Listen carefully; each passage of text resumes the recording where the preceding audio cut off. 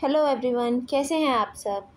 I hope आप सब अच्छे होंगे, पढ़ रहे होंगे, अपने कॉन्सेप्ट्स को क्लियर कर रहे होंगे। हमने अपनी पिछली वीडियो में कवर किया था क्लास 9 साइंस का फर्स्ट चैप्टर का कुछ पार्ट, जैसे कि फिजिकल नेचर ऑफ मैटर और उसके अलावा characteristics of particles of matter. अब इसी पार्टिकल ऑफ मैटर की जो हम कैरेक्टरिस्टिक्स पढ़ रहे थे, उसी का एक और टॉपिक है जिसको हम कहते हैं particles of matter attract each other. आज हम इसे पढ़ेंगे और इसके आगे का भी कॉन्सेप्ट्स को क्लियर करेंगे। देखते हैं हम कहाँ तक कवर कर पाते हैं। सबसे पहले हम शुरू करते हैं एक्टिविटी, जो कि है एक्टिविटी 1.6। इसमें हमें क्या करना है, इसमें हमें कुछ स्टूडेंट्स को लेना है, उनको 4 ग्रुप्स में डिवाइड करना है।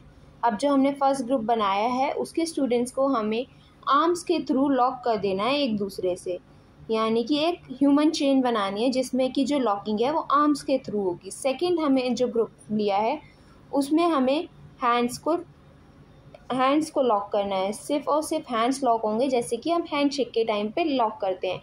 एक चेन हमें ऐसी बनानी है। थर्ड ग्रुप के साथ हमें क्या करना है, उनकी सिर्फ फिंगर टिप्स को हमें टच करना है आपस में, मतलब हर स्टूडेंट्स की जो फिंगर टिप्स है वो आपस में टच होंगी, कोई किसी को लॉक नहीं करेगा। और जो फोर्थ ग्रुप है उसको हम फ्रीली छोड़ देंगे, उसके जो पार्टिकल्स हैं उसको हम फ्रीली मूव करने के लिए छोड़ देंगे और वो कोशिश करेंगे कि जितनी भी हमने 3 जो ग्रुप्स बनाए हैं जिसमें लॉकिंग करवाई है, हमें उसको ब्रेक करने की। अब हमें सबसे पहले ये समझना है कि हमें सबसे ज़्यादा पावर यानी फोर्स हमें कौन से ग्रुप के लॉकिंग को तोड़ने में लगेगा और कौन से ग्रुप की जो चेन है वो इजीली ब्रेक हो जाएगी। जैसे कि हमें पता है कि जो फिंगर टिप, जो हमारा ग्रुप सी था जिसमें हमने सिर्फ फिंगर टिप्स को टच करवाया था, उसमें लॉकिंग इतनी ज़्यादा नहीं थी, तो उसको तोड़ने में हमें ज़्यादा प्रॉब्लम नहीं आएगी। उसके बाद अगर हम बात करें तो ग्रुप बी, जिसमें सिर्फ हमने हैंड्स को लॉक किया था, और सबसे ज़्यादा पावर यानी सबसे ज़्यादा फोर्स हमें ग्रुप ए को की लॉकिंग को तोड़ने में लगेगा, जिसमें हमने आर्म्स के थ्रू लॉकिंग करी थी। इससे ही हमें ये समझ आता है कि जितने ज़्यादा पार्टिकल्स एक दूसरे से टाइटली पैक्ड होंगे, उतना ज़्यादा फोर्स हमें अप्लाई करना पड़ेगा उस पार्टिकल की जो बॉन्डिंग है, जो फोर्स है, उसको ब्रेक करने के लिए। अब इसके बाद अगर हम समझें तो हमें एक्टिविटी 1.7 दी हुई है। उसमें हमें क्या समझना है, उसमें हमें लेना है एक आयरन नेल, एक पीस ऑफ चॉक और एक रबर बैंड। तीनों को हमें हैमरिंग करनी है, कटिंग करनी है और स्ट्रेचिंग करनी है। उसके बाद हमें ये देखना है किस में सबसे ज़्यादा फोर्स हमें अप्लाई करना पड़ेगा। जैसे कि आप सबको पता होगा कि आयरन को ना तो हम हैमरिंग कर सकते हैं, लेकिन उससे वो ब्रेक नहीं होगा। कटिंग भी उसकी करने में हमें बहुत ज़्यादा पावर अप्लाई करनी पड़ेगी। उसके अलावा हम आयरन को स्ट्रेच तो कर ही नहीं सकते, तो सबसे ज़्यादा ग्रेटर फोर्स हमें अप्लाई करना पड़ेगा आयरन के पार्टिकल्स पे, उसको उसके जो पार्टिकल्स की जो प्रॉपर्टी है उसको चेंज करने के लिए, या फिर उसके पार्टिकल्स का जो बॉन्ड है उसको ब्रेक करने के लिए। अब उसके बाद अगर हम समझे तो उसके बाद हमें क्या दे रखा है, एक्टिविटी 1.8, जिसमें हमें क्या करना है, एक कंटेनर लेना है जिसमें कि पानी होगा। अब उस पानी को हमें अपनी फिंगर की हेल्प से कट करने की कोशिश करनी है। क्या आपने कभी ये देखा है, जैसे कि बचपन में जब बच्चे खेल रहे होते हैं पानी में, तो वो बहुत कोशिश करते हैं पानी को कट करने की, लेकिन वो नहीं कर पाते। ऐसा क्यों होता है? क्योंकि मैटर की जो पार्टिकल्स हैं, यानी कि जो पानी के जो पार्टिकल्स हैं, वो एक दूसरे को अट्रैक्ट कर रहे हैं। हम जितनी बार भी कोशिश करेंगे वापस एक दूसरे को अट्रैक्ट करके एक दूसरे के क्लोज आ जाएंगे। तो इसकी वजह से हम मैटर के जो पार्टिकल्स हैं उसको अलग अलग नहीं कर पाते, उन पार्टिकल्स को जो फ्रीली मूवेबल होते हैं, जो लूजली पैक्ड होते हैं। अब इसके बाद हमें कुछ क्वेश्चन दे रखे हैं, जैसे कि हम फर्स्ट क्वेश्चन को अगर सॉल्व करने की कोशिश करें तो उसमें क्या दिया हुआ है, उसमें हमें दिया गया हुआ है कि हमें कुछ मैटर दे रखे हैं। अब हमें उसमें से देखना है कि कौन सा मैटर है, कौन सा नहीं है। जैसे चेयर हमारा मैटर है क्योंकि वो स्पेस भी ऑक्यूपाई करता है और उसका कुछ मास भी होता है। एयर भी मैटर है क्योंकि उसके पार्टिकल्स होते हैं, जो कि बेशक हमें विजिबल नहीं है, लेकिन उसका भी एक स्पेस ऑक्यूपाई करते हैं। जैसे रूम में जो एयर है वो भी एक स्पेस ऑक्यूपाई कर रही है रूम का, उसका भी एक पर्टिकुलर मास होगा अगर हम उसको कंप्रेस करें, तो एयर भी मैटर में आता है। लव एक फीलिंग है, वो एक मैटर नहीं है, क्योंकि लव कोई स्पेस ऑक्यूपाई नहीं करता, उसका कोई मास नहीं होता, इसलिए लव एक फीलिंग है। स्मेल भी एक फीलिंग है जो कि हमारे नोज़ में आती है, लेकिन उसका कोई पर्टिकुलर पार्टिकल नहीं होता। उसके अलावा हेट की अगर हम बात करें तो हेट भी एक फीलिंग है। आलमंड्स की बात करें तो आलमंड्स स्पेस भी ऑक्यूपाई करते हैं, उनका एक मास भी होता है। उसके अलावा थॉट भी हमारे माइंड में आता है, एक फीलिंग है। कोल्ड की बात करें तो कोल्ड भी हमें फील होता है, लेकिन उसका कोई पार्टिकल नहीं होता है। उसके अलावा लेमन वाटर की अगर बात करें तो लेमन वाटर अगर हम किसी ग्लास में डालते हैं तो वो स्पेस ऑक्यूपाई तो करता है, आप लोगों ने देखा ही होगा। उसके अलावा उसका एक पर्टिकुलर मास भी होता है। उसके अलावा अगर हम बात करें स्मेल ऑफ परफ्यूम की, तो परफ्यूम के जो पार्टिकल्स हैं वो स्पेस भी ऑक्यूपाई करते हैं और उनका एक मास भी होता है, इसकी वजह से ये भी मैटर में आएगा। अब हम सेकंड क्वेश्चन की अगर बात करें तो इसमें हमें एक स्टेटमेंट दे रखी है, हमें उसका रीज़न देना है।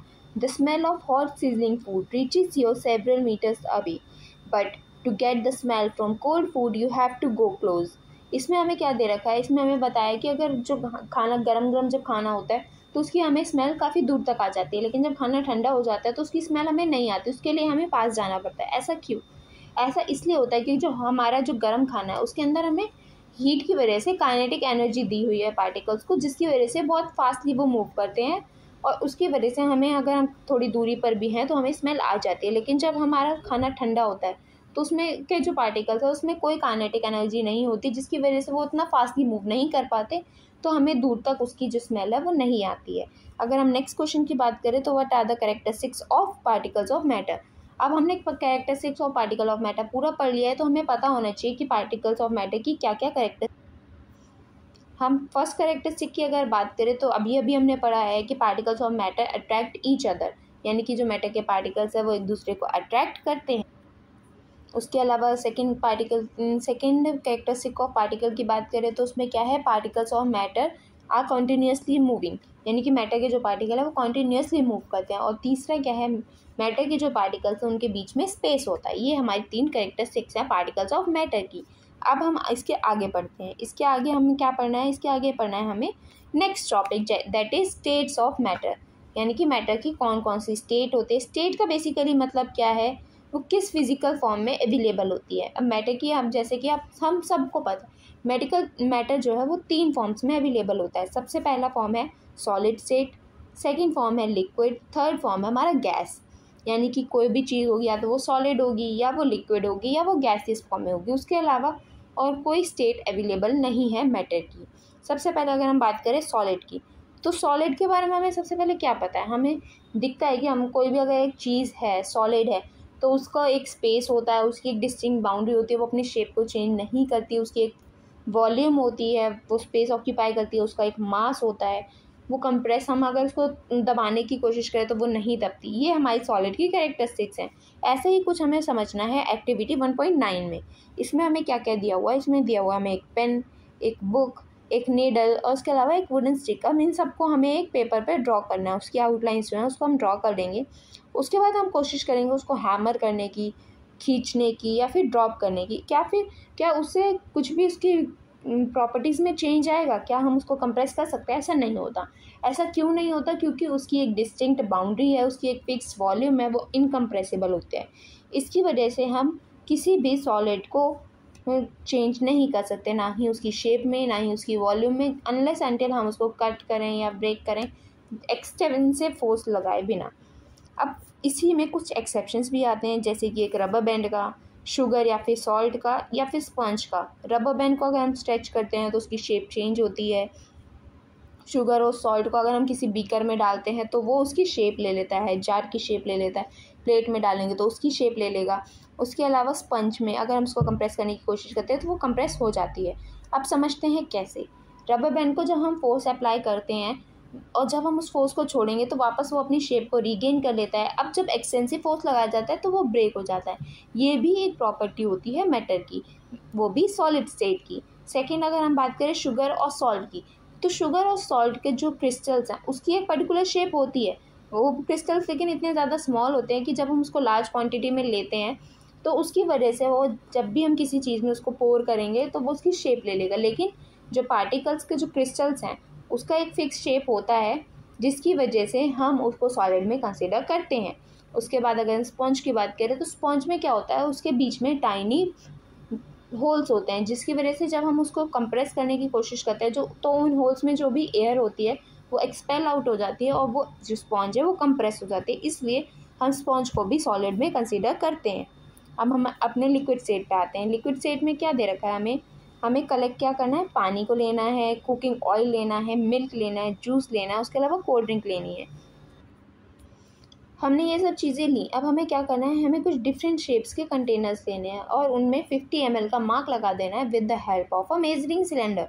जैसे कि आपने 50 ml का मेजरिंग सिलेंडर अपनी लैब्स में देखा होगा, हमें उस मेजरिंग सिलेंडर की हेल्प से हर एक कंटेनर पे 50 ml का मार्क लगा देना है। अब हमें क्या करना है, कुछ जो लिक्विड है उसको फ्लोर पे गिरा देना है। उसके बाद क्या करना है, एक लिक्विड लेना है, हमें कोई सा भी ले सकते हैं हम, उसको 50 ml मेजर करके पहले एक कंटेनर में डालना है, फिर उसी से दूसरे में, फिर दूसरे से तीसरे कंटेनर में, फिर चौथे में।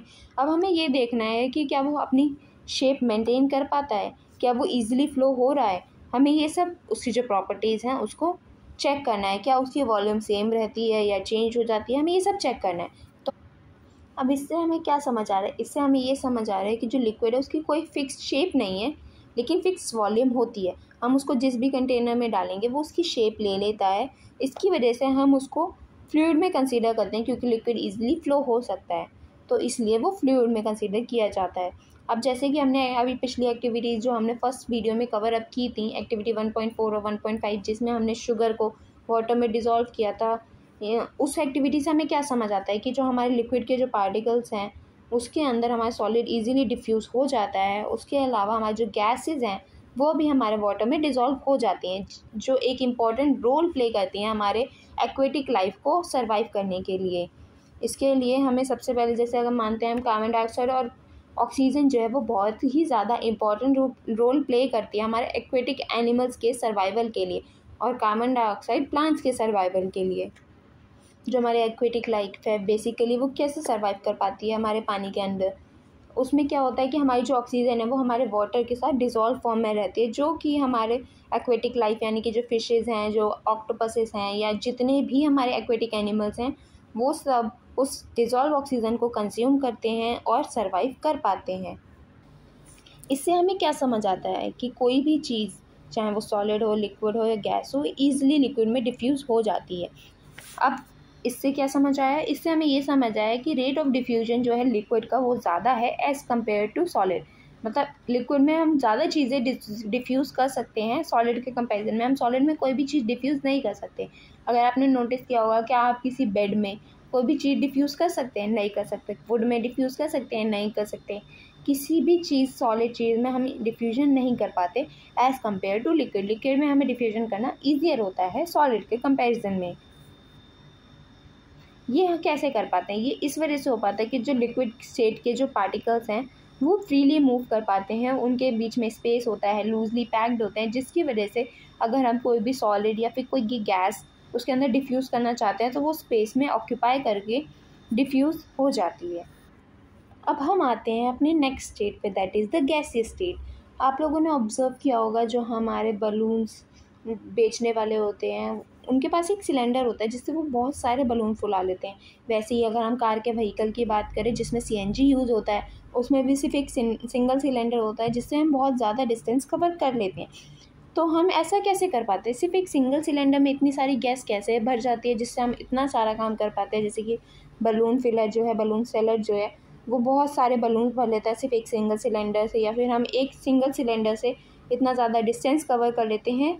तो ऐसा कैसे होता है, इसके समझने के लिए हम सबसे पहले समझते हैं एक्टिविटी 1.11 को। इसमें क्या करना है, इसमें हमें 100 ml की सिरिंज लेनी है, 3। अब तीनों की जो सिरिंज है उसके जो हेड्स हैं उसमें से हमें निडल निकाल के उसमें रबर कॉक को फिट कर देना है। उसके बाद हमें तीनों के पिस्टल्स को निकालना है। अब फर्स्ट जो निडल है उसमें हमें कुछ नहीं करना।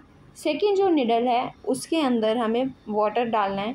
थर्ड जो निडल है उसके अंदर पीसीज ऑफ चॉक्स डालने हैं। अब तीनों की जो पिस्टन्स हैं उस पर हमें ग्लिसरीन या वैसलीन लगा के वापस पुट करना है। अब उसको हमें प्रेस करने की कोशिश करनी है, कंप्रेस करने की कोशिश करनी है। तो सबसे पहले हमें ये समझना है कौन सा ऐसा जो निडल है या सिरिंज है जो ईज़िली कंप्रेस कर सकते हैं, जिसको हम ईज़िली फोर्स अप्लाई करके वो कंप्रेस हो जाएगी, और कौन सी ऐसी है जिसको नहीं हो पाएगी। तो सबसे ज़्यादा हमें फोर्स अप्लाई करना पड़ेगा चॉक वाले में, उसके बाद वाटर वाले में, और देन एयर वाले में जिसमें कि हमारी गैस है। तो इससे हमें क्या समझ आता है, जो गैस है हमारी वो बहुत ही ज़्यादा हाईली कंप्रेसिबल है, जिसको हम बहुत ज़्यादा कंप्रेस कर सकते हैं एक छोटे से सिलेंडर में ईजिली आ जाने के लिए। जैसे कि हमारे घर पे जो हमारे कुकिंग सिलेंडर्स यूज़ होते हैं जिसके अंदर एलपीजी होती है, जिसको हम लिक्विफाइड पेट्रोलियम गैस भी कहते हैं, वो भी हमारे अराउंड 1 मंथ चल जाती है हर घर में। कैसे चल जाती है? क्योंकि उसके अंदर इतना ज़्यादा गैस होती है, कंप्रेस करके हम इतनी ज़्यादा गैस उसके अंदर भर देते हैं कि वो ईज़िली हम यूज़ कर सकते हैं। वैसे ही हमारे सीएनजी के जो सिलेंडर्स व्हीकल में हम यूज़ करते हैं, उसके साथ भी ऐसा ही होता है। और अब अगर ऑब्ज़र्व करें हमारे खाने की स्मेल की जो हमें दूर तक आ जाती है, वो भी हमें किस वजह से आती है? गैसियस स्टेट की वजह से। क्योंकि जो हमारे फूड के जो एरोमा के जो पार्टिकल्स हैं, वो ईज़िली हमारे एयर के पार्टिकल्स के साथ मिक्स होके हमें एक दूर जब हम बैठे होते हैं तब भी हमें स्मेल आ जाती है, एज़ कम्पेयर टू अगर हमारा खाना ठंडा है या फिर सॉलिड और लिक्विड के कंपैरिजन में। अगर हमें सॉलिड की स्मेल लेनी है तो हमें उसके बिल्कुल पास जाना पड़ेगा, लिक्विड की स्मेल के लिए भी हमें पास ही होना पड़ेगा, तभी हमें उसकी स्मेल आ पाएगी। लेकिन गैस के लिए ऐसा नहीं, ज़रूरी नहीं है, क्योंकि वो एयर के पार्टिकल्स के साथ मिक्स होकर एक फार डिस्टेंस कवर कर लेती है। तो इससे हमें ये समझ आता है कि जो गैस की जो पार्टिकल्स है बहुत ज़्यादा फ्रीली मूव करते हैं, उनके बीच में बहुत ज़्यादा स्पेस होता है, वो रैंडमली मूव करते हैं और वो ईज़िली कंप्रेस हम उसको कर सकते हैं। आई होप आप सबको ये सब समझ आया होगा। ये जितने भी अभी टॉपिक्स मैंने कवर किए ये सब समझ आए होंगे। अगर आपको ये सब समझ आया हो तो मुझे कमेंट सेक्शन में बताइएगा अपना एक्सपीरियंस, और उसके अलावा चैनल को सब्सक्राइब करिएगा, लाइक करिएगा, शेयर करिएगा। Thank you.